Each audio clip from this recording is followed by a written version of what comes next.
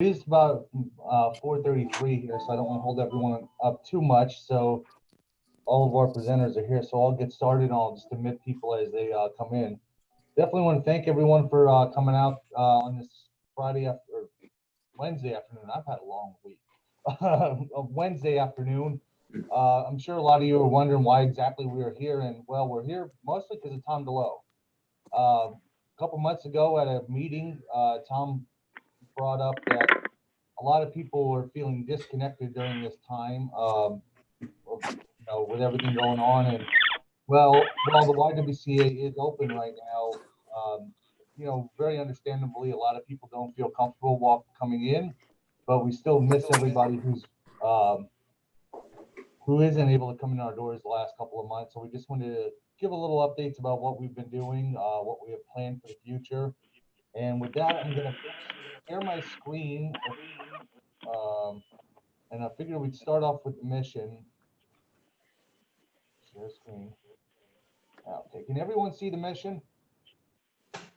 Yes. Okay, I've never done this with two monitors, so I want to make sure I was doing it properly. So everything we do is based on our mission, so I figured that was a great way to kick off the meeting. The YWCA Gettysburg and Adams County is dedicated to eliminating racism, empowering women, and promoting peace, justice, freedom, and dignity for all. That's been our mission for a very long time, and we're very proud of it. And any decision we make is based on that mission. The YWCA started in 1929 on Lincoln Square in Gettysburg, thanks to two sisters, Annie and Irene Danner, who gave their home for the purpose of starting YWCA. In 1981, we moved out here to Fairfield Road at our current facility. It's had many expansions over the years, but one very thing to note is next year we're going to mark 40 years in this facility. Did some research a little bit ago, and it was September that we moved into this facility. So next September, God forbid it's safe and we can have public gatherings again, we will surely be having a big celebration to celebrate our 40th anniversary here on Fairfield Road. We also have another center out at the Adams Commerce Center that opened in 2007, and that houses a lot of our childcare out there as well. So we have childcare here, and we have childcare at the Adams Commerce Center. We usually have childcare at the Fairfield Area School District, but due to the pandemic, we're not doing that this year at the request of the school district, I suppose. And that's some of our kids that are out here on Fairfield Road.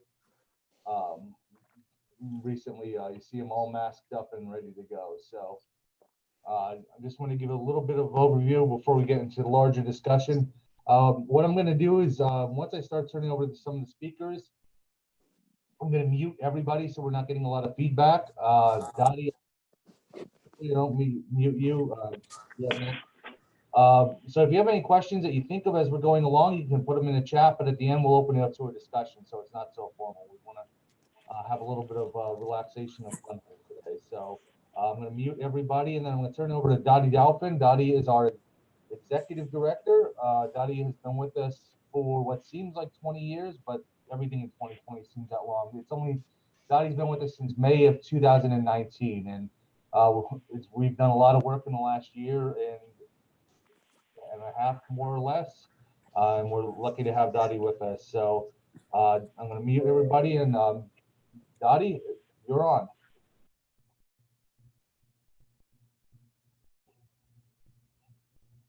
I knew this was going to happen. Hold on. I've never had to do everybody with a phone before, so. Okay, Alex, I think I'm able to unmute myself. Okay, good. I've never had somebody on the phone at all. So, all right, Dottie, you're up. Okay, thanks so much, Alex. Hi, everyone. Good afternoon. I'm sorry that I can't see you. I've been wrestling with technology issues since we got new computers a few months back, and I know that doesn't sound logical and it doesn't feel very logical, but we'll make it work one way or another. So thanks so much for joining us today. I just want to give a little update of, what we've been through with COVID and since then. To say that it's been stressful since COVID hit the U.S., I imagine, would be the one thing that we could all agree on these days. If there was a second thing, it might be the overwhelming change that we're all experiencing. We know every day we're challenged to adapt to the ever-changing new norm. But I'm confident that all of us here at the YW manage the turbulence of our closure and the subsequent reopening of our programs with our varying requirements and restrictions to the very best of our ability, and that we will continue to do so going forward. Back in March, on March 16th, when we had to close our doors for the state mandates, it was heartbreaking. I had hoped at that time that the closure would be short-term, maybe 2 weeks or so. Instead, the closure lasted nearly 3 months. It was extremely difficult to have to temporarily furlough all non-essential staff for such a period of time and to walk the empty halls of the building while we were preparing for our eventual reopening. However, during that time, the management team was wonderful. They worked diligently to find new and creative ways to help the community as well as our staff. They stayed connected by sharing relevant health updates and resources for the community. They revised safety policies, took online webinars to bolster their knowledge. They sought funds and donations, kept the building in good repair, held virtual coffee hour and happy hour and online fitness classes, which I know many of you participated in. And they did much, much more so that we would be prepared for our eventual reopening. Then in mid-May, we were fortunate enough to be able to reopen the doors to our child enrichment program for essential worker families. We were operating at that time under a waiver from the governor's office while in the red phase of his reopening plan. Shortly thereafter, we were permitted to reopen the outdoor pool while in the yellow phase, and then we reopened fully to members, including access to the fitness center and the indoor pool on June 15th. Since then, we've been busy in a variety of ways. We've invested heavily in technology and staff training to keep the facilities sanitized and safe.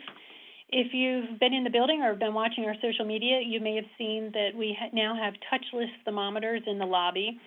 You might have seen Jen from the facility staff wearing a large electrostatic sprayer on her back, or maybe you've been protected by the large sneeze guards while using the cardio equipment in our fitness center. Our team has done an outstanding job keeping families, children, members, and themselves healthy during these challenging times. While fitness classes are still offered in the building, a large number are now routinely offered virtually and are easily accessed by the links provided on the group exercise schedule on our website. Additionally, we've added a new wellness coordinator position to enhance class offerings to both members and staff.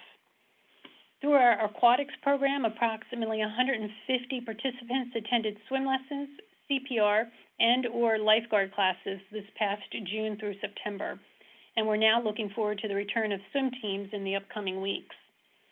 Our child enrichment program, in partnership with the Foursquare Church, has stepped up in new ways to help students in our community affected by the pandemic.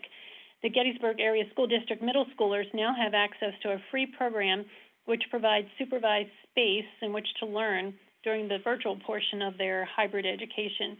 This, again, is a new effort in the community, one we were proud to launch, and this is in addition to the current and ongoing work that we do at our two main locations at the Adams Commerce Center and here at 909 Fairfield Road. Also, Mission Enhancement Director Nancy Lilly, who you'll hear from in a little bit, is currently offering free 30-minute racial justice trainings, whether via phone, Zoom, email, or in person, to discuss how organizations might begin what is often sticky conversations with their staff. Nancy, on behalf of the YWCA, brings a deep commitment to those issues of racial and social justice to local businesses, organizations, and even churches. Currently, there are about 800 active members using our facility. This does not include the many patrons who utilized the outdoor pool this summer via day passes. We hope as the weather changes, though, this fall and winter, and members are looking to resume activities such as their physical fitness or just socializing activities indoors, that they will feel comfortable and safe returning to us here at the YW. We remain committed during these challenging times to guiding Adams County to positive change by connecting cultures, encouraging healthy lifestyles, and empowering all who walk through our doors. And now I will turn it back over to Alex. Thank you very much, Dottie. Up next, we have Nancy Lilly. Nancy is our Mission Enhancement Director coming to us live from Philadelphia. Nancy interrupted her 2-week vacation, which I'm not sure she's having much of a vacation because she's doing more babysitting than anything. So Nancy, you're up.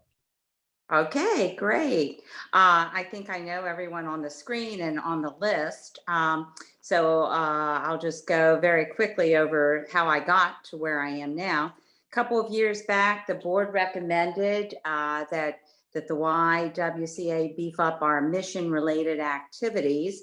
And shortly after that, my title changed from Rhodes Scholar Director to Community Services Director.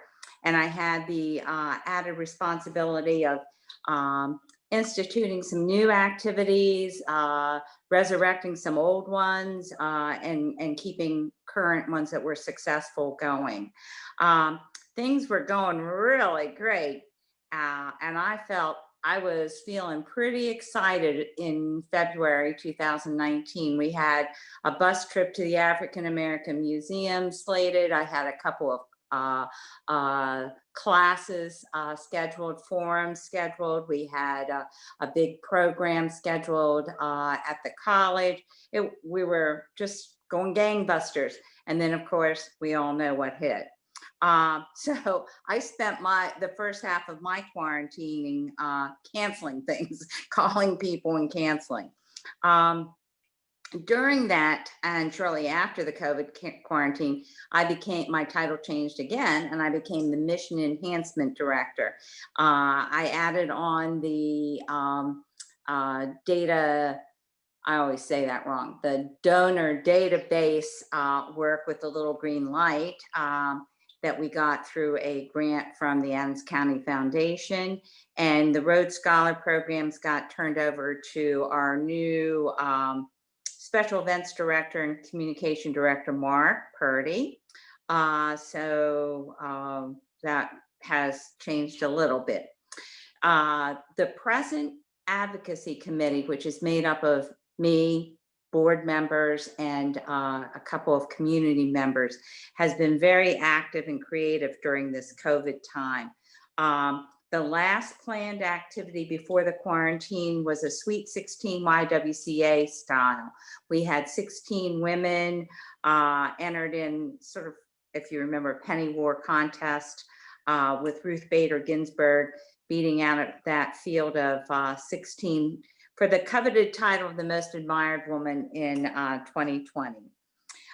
Since then, we've had to curtail a lot of activities, as I said, but right now we are selling our Celebrate Diversity signs, which were designed by Keita Gibbenheim, who's on the committee, was a board member, at the farmer's market monthly here in Gettysburg, and then they're also on sale at the front desk for $15 if you don't have yours yet. We are also presently having a Ruth Bader Ginsburg week, culminating in a presentation by Rachel Pinskar, who was the legal advisor for survivors. And that is tomorrow, October 28th at 6 p.m. And that's a Zoom. And you can find that information on our website, thanks to Mark and Alex. We're also, Lynn Arend instituted a children's diverse reading program with the child care program and in conjunction with the child care programs. And that ran over the summer. And she's working on something, a quarterly like diversity celebration that would go on our website for children to participate in. We have another upcoming Zoom on November 18th at 3 p.m. Dr. Scott Hancock from Gettysburg College will be speaking on his experiences at the Confederate protests. He'll be talking about his motivation in speaking out and giving us a few examples of how a more complete story might be told on the battlefield. It should be very interesting, and I'm really excited about that. The cost is $10. to offset the small stipend that we give Dr. Hancock. And information on that can be found on our website, thanks to Mark and Alex. Women Behind the Wall, Women Behind These Walls placards have been updated, distributed, and put out in, those slurping sounds are not me. I just want you guys to know that the baby's drinking a bottle here. These placards have been updated and distributed and put on display. We hope to have a guided tour in the spring, fingers crossed. That was supposed to be last spring, and then it moved to the fall, and now we're moving it to next spring. There's also an open forum, cultivating DEI, diversity, equity, and inclusion in Adams County, that will be facilitated by Monica Bajaj on November 10th, 4 p.m. And that's target audience is leaders in nonprofits in the area. And it'll be just a discussion of best practices and concerns that they have of cultivating diversity, equity, and inclusion in their workplaces. As Dottie mentioned, I was so honored to be able to, and grateful to be able to go to rather extensive social justice training courses. And I've participated in 2 week-long training events as part of a team in conjunction with YWCA Lancaster. I did 2 in-person presentations on white privilege with 2 different groups at the Adams County Housing Authority. I have one scheduled, a 30-minute, a 60-minute presentation on how to deal with being an ally in this time, and with the Lutheran pastors. And I think that's November 10th too, but that's a private Zoom. So I've been busy with that. And I don't know how we're gonna do it once we're back into outside activities being planned and being able to be participated in, but I'm looking forward to that time. So. Thank you very much, Nancy. Greatly appreciate it. Up next, we have our Child Care Administrative Director, Teresa Rogers. As I mentioned earlier, for the last 13 years, the YWCA has operated 2 centers, one at Commerce Park and one here. And they kind of always operated together, but in different silos. And in the last year, Teresa has overseeing both those centers, so there's more cooperation between the 2. So with that, I'm going to turn it over to Teresa. Hi, everyone. Good to see everybody. I started with the YWCA in 2011 at the Commerce Park location, and worked with several people as we designed and built the Adams Commerce Center.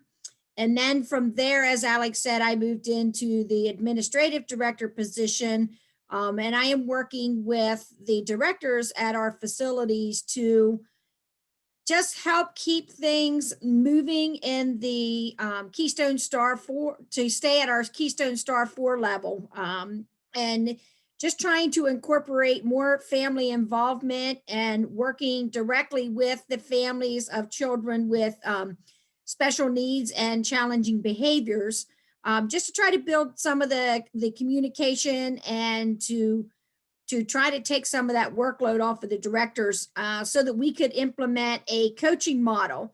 The assistant directors at both facilities are now being trained in coaching and mentoring our staff to try to keep things in a more positive light, and to give them the extra training and support that they need, and all of the added on responsibilities that the state continues to put on us. when we opened back, after the closing of COVID, we opened back up, as Dottie said, under the red phase at 25% capacity, where we did a survey and took just the essential workers, which would be anybody that was still working outside the home. When we went to yellow, we were able to increase to 50% capacity. And now that we're under the green phase, we are operating at 75% capacity. We implemented a lot of different procedures based on what the CDC and the Department of Health wanted us to do, as far as our drop off and pickup. Parents no longer go into the classrooms, they drop off in the lobby, and we're doing temperature checks and health screenings, just try to help keep everybody safe. Through lots of donations through the community, we were provided with lots of masks. For our families, we started providing the diapers and wipes and things needed to care for the children, because the recommendation was to limit the number of things that families are bringing into the facility. So we also now are providing their nap materials that go with the cots. We do all of the laundry at the facility, and through generous donations, we now have washers and dryers at both child care facilities. We also were able to purchase lab jackets for the staff. That was a recommendation of the CDC, just to protect when you're working with children. You tend to be in close contact, and just to try to limit anything that the staff would be getting on themselves and then taking home to their families. So we have a lot going on, a lot of changes, but the kids are very positive, very excited to be back and operating. The program at the Foursquare Church is for middle school children, 6th through 9th grade. And that has been very well received. When we started this joint effort with the Gettysburg School District and the Foursquare Church, our goal was to provide a safe environment for the kids to be able to do their virtual learning. The school district assured us that they did not want us to be taking over the academic portion, that we would just be providing the safe location. We found out very quickly that it ended up to be more, because the amount of virtual work that the students were receiving in the beginning was not really for a full day. So we've implemented some structure to the program, where they have arts and crafts and different activities that they can do when they're finished with their work. We started out August 31st, the beginning of the school year, with 5 students. We now are up to 15 students, with new enrollments here at the end of the semester coming into us. The school district did their updates with the families on where the children are, and they're referring a lot of children that are struggling with the virtual learning, not getting assignments turned in, not quite having the ability to guide themselves through the virtual learning. So we're getting quite a few students who are behind, and so our staff is working diligently to get them caught up. I think one of our biggest success stories is we have a child who is going to the support center 5 days a week doing full virtual school because of a family situation. When we got him, he was 22 assignments behind, and we have him caught up and on target, and his grades are improving. So that was a huge success. We're working with the school students that are coming in that are really far behind, and we see they are having academic challenges. The school district is starting to take them back 4 days a week, and then they come into the facility on Fridays only. But the staff there have been doing an excellent job at working through and learning the virtual applications that they're doing at the school district, and getting the children caught up and keeping them on target. So we're looking at the middle schools talking about trying to go back to school 5 days a week after the next semester, which would be mid-January. Reality is, I really don't think they're going to be but that's the goal, that's the plan right now. So virtual learning has been a challenge. We had lots of donations for computers. The school district helped us upgrade the Wi-Fi to make sure that on Fridays, when the elementary schools have all virtual learning, that we could get all the children on there and they can get into their classes. So it's been very busy, but very exciting. And I'm glad to have the kids coming back. Thank you. Thank you very much, Teresa. And I'm up next. I think I know everybody on this call. As Teresa and Nancy kind of indicated, this has been a year of change for us. So I started here in 2007 as an administrative assistant, quickly became the coordinator of special events and public relations. Earlier this year, my role shifted to fund development director, thanks to a grant from the Huffman Trust. And we recruited somebody everybody in Gettysburg knows, Mark Purdy, to take over for coordinator of special events and public relations. So one of the things I always tell people about the YWCA, and I think Mark and everybody else agrees with me fully, it's a place where everybody comes together. It doesn't matter what economic background you are, what race. This is a community center for Gettysburg and Adams County, absolutely. And you know, I'm in here a lot. I swim in here, I take spin, I work here, obviously. So it's very exciting for me to take on this new role and see how we can help. I'm going to share my screen one more time. Nancy mentioned the Celebrate Diversity signs that we have. Those are the Celebrate Diversity signs. I want to tell a fun story about yesterday. Most people who I work with have my cell phone. So my office phone that sits here doesn't really ring that often, but it rang yesterday, and it was a donor who wanted to give to the YWCA. They had been a donor in the past and kind of got a little disconnected after her husband passed away. And she asked what we needed, and I said we needed operating money. And she said, I really like kids. I want to help kids. So I called Teresa up, and Teresa said, we really need a fence at the Adams Commerce Center.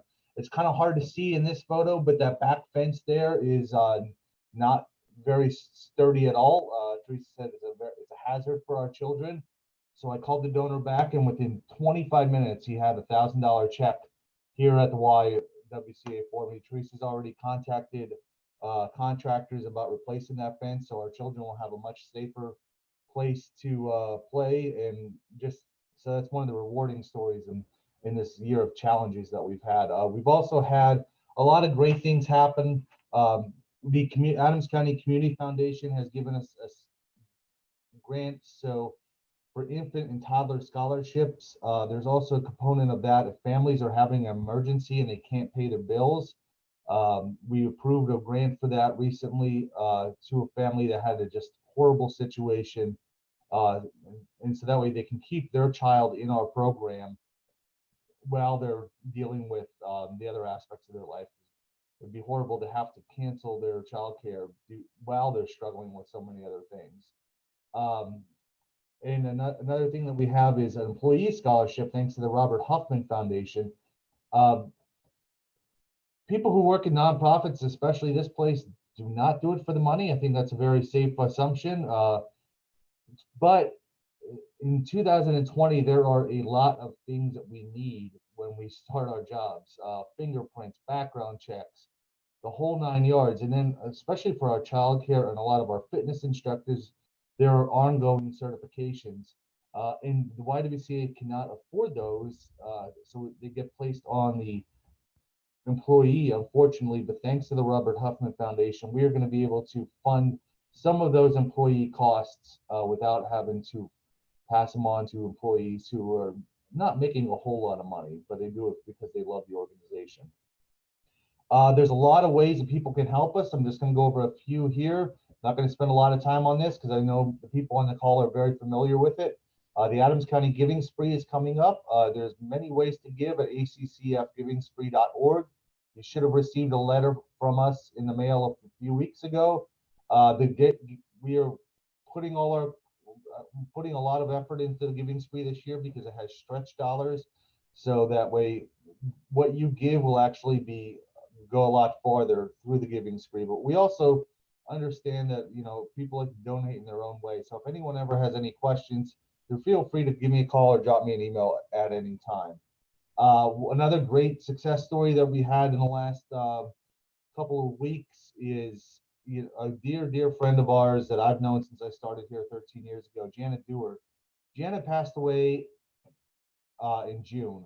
Janet was 103 years old. I think Gail went to her birthday party with me when she turned 100 at the church downtown.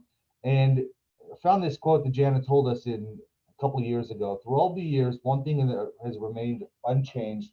I love the YWCA. The county would be impoverished without it. And for that reason, I choose to give to the YWCA on a regular basis. And I want to focus on the word regular basis there because that has not stopped.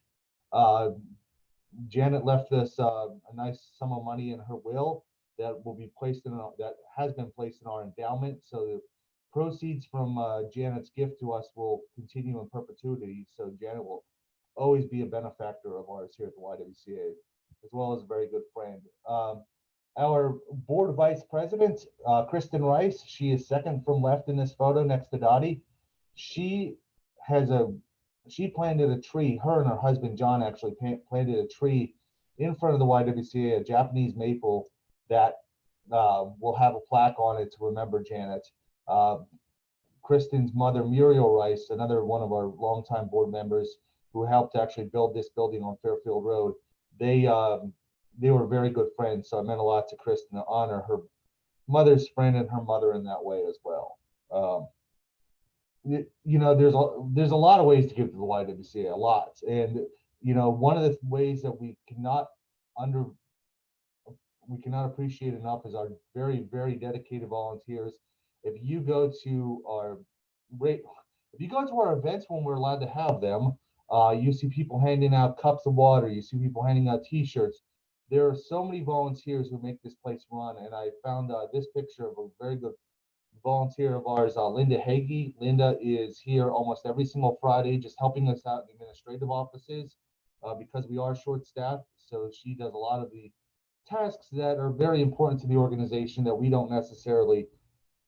It's a huge relief for us because on a Friday, then have more things checked off the list before you go into the weekend is very much appreciative. So there's so much good things happening here at the YWCA, and I appreciate all of our staff for taking the time to come out here today. And I just wanted to open it up to all of you. I see Nicole is one of our massage therapists. Gail's been a longtime board member. Mary Luquette was on. Mary Luquette normally spends a lot of time in here, as well as Tom's been on the development committee, and Jim hangs out at the coffee shop after he does his yoga. So if you have any questions, feel free to unmute yourself at this time, and please come at us. If we don't have the answers today, we will find them for you. Yeah. Hey, Nancy, Cal looks like he grew some hair. Yeah. Mom Well, and the big one came home now, and this one was Oh. not happy. That's why I had to stop the video. She wasn't happy that her Mimi was holding someone else. So that's not Cal. Okay, I thought he Yeah, grew. that's Vera. Anybody have any other questions? Yeah. Hey, Alex, I sent you a question a while back, and then you guys got back to me about the your wonderful program that you've got going on with I looked at of course, all of you, I'm speaking to the choir here, but I did want to make one comment. But it's a terrific business safety plan. The fact that you have a pandemic safety officer at each location. And then the Zoom classes, it's great especially the way we access them on your on the group fitness schedule. So I was mentioning this to some fellows at the cabal meeting yesterday at the at the Ragged Edge, and I was talking about what all you have accomplished, and the one fellow there still has a concern, and I think he wanted me to bring it up. About are you guys going to address anything with the, like, enhance the air handling systems in the building, or is it too, I mean, they're kind of old and they were just built for normal conditions, but his concern is and he's doing the same issue with his church. And they're not going to allow masses inside the church because the air handlers aren't exchanging the air like he feels they should. Dottie, do you have any insight on that? Am I on? Yes. Yeah. Yes, I do. Jim, thank you very much for your concern. And you're not the first person who's asked us about that. But I do want you to know, and you can share with others, that we have medical facility grade air filters that we use here in the facility. We have used them for a long period of time, even before this happened. So we are confident that that will handle what it needs to handle. But in an abundance of caution, we are also looking into any potential upgrades to the system. However, they're very costly. And so that's, we haven't got to the point yet where we've been able to identify how much additional safety there may be for the investment that we would have to make. So it's on our radar, but in the meantime, we're comfortable and confident that what we're doing is good. Like I had emailed you previously, we feel very blessed that to date, everyone has been well. We do understand, of course, that cases are on the rise as we go into the fall and winter months, but we're doing everything we can to keep everyone safe. Great. I will pass that on to the gentleman's concern. Thank you. Thank you. Thank you very much, Dottie. Anybody else have any questions? I have a question, Alex. Yes. Would it be possible to look into the idea of rapid testing? I don't know what the expense of that is, but I think that technology is now available. And I'd just like to know whether that might be a possibility. I'm sure we'll be happy to look into it. Everything's worth exploring. Absolutely. We can't make any promises, but we can, if you have any idea of how to get that, or, if anyone can send us information, we'll be happy to take a look at anything. I'll talk to you about it off the call sometime. Yeah, that'd be great. Gettysburg College is looking into it right now for their students. Yeah. Yeah, as Dottie said, we've taken a lot of precautions. I'm sorry, Dottie, do you have something to say about that? Well, I was just wondering if, Tom, you could elaborate. Are you suggesting for our staff only or for the community to be able to have access to another site also? Well, right now, Dottie, as you know, when you walk into the Y now, you take everybody's temperature. And that's great. That's good. But the rapid test, I don't know the exact procedure, but it's about a 15-minute turnaround where you get a positive or negative result. So it's not foolproof like a lot of these tests, but it's pretty darn good. And so if we could in some way institute that, it would give people that are hesitant to come in a lot more confidence to attend in-person classes, that kind of thing, and to go back into the gyms. Yeah, that's something we'll definitely. Tom, thank you for your thoughts. Yeah, we'll be happy to talk with you about that offline. Okay. Anybody else? Alex? Yes. Gail. I sent in a question too. I was just curious,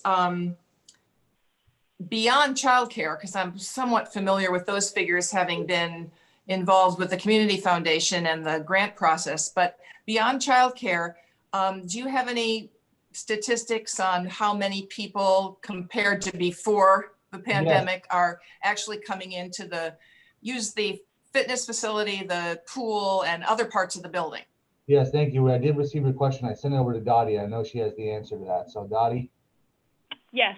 It's a little over 800 members at this time that are currently on the books, so to speak.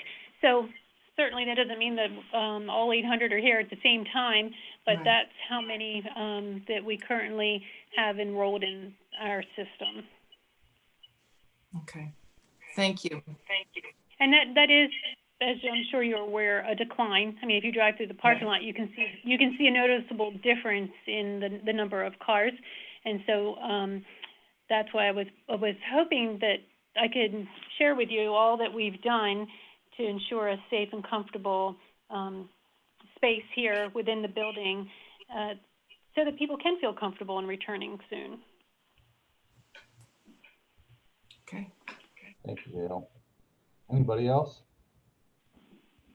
Well, all I have to say is you guys have done a terrific job. I think you're at the tip of the wave. Dottie's doing a wonderful, she's a great manager. And I just feel real good about it. I mean, it's too bad the federal government couldn't talk to you all about how to deal with this COVID thing. But It's just been a a job long well couple of done. months, but it's been rewarding work, I can say that, and I think everybody on the call would agree. Exhausting, but rewarding as well. Yes, thank you, All right. Jim. Yes, thank you. With that, one of the things I'm sorry, Tom, will you, or Nick, did somebody have a question? It's hard to Just watch. one other suggestion, a quick Yes. one, Alex.